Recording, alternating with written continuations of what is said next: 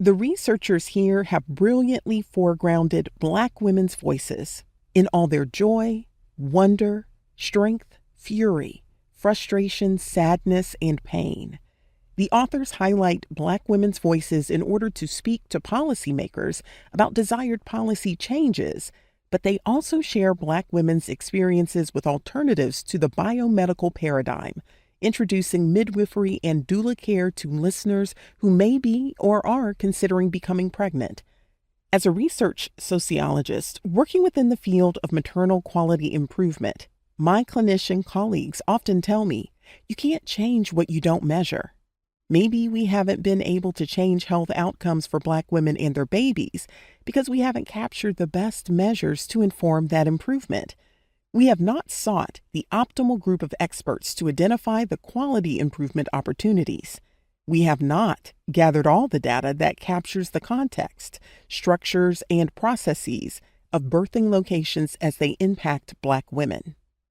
We need to know more about the training and attitudes of clinicians who care for Black women during their pregnancies, how they interact with Black women and their families, and how these factors affect outcomes.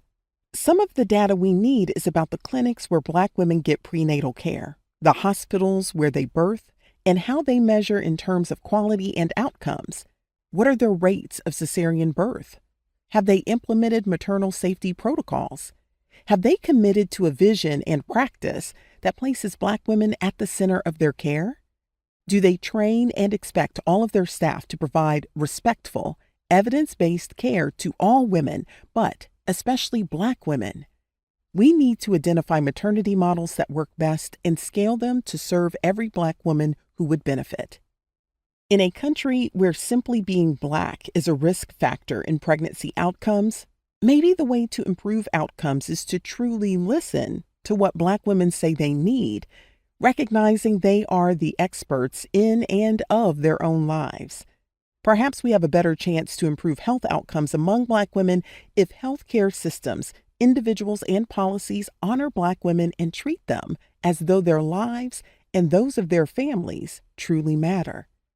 What if we treated Black women as they wanted to be treated and helped them give their children the best possible future?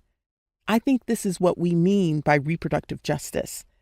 I echo the National Academies of Medicine, which says healthcare in the United States should be safe, effective, patient-centered, timely, efficient, and equitable.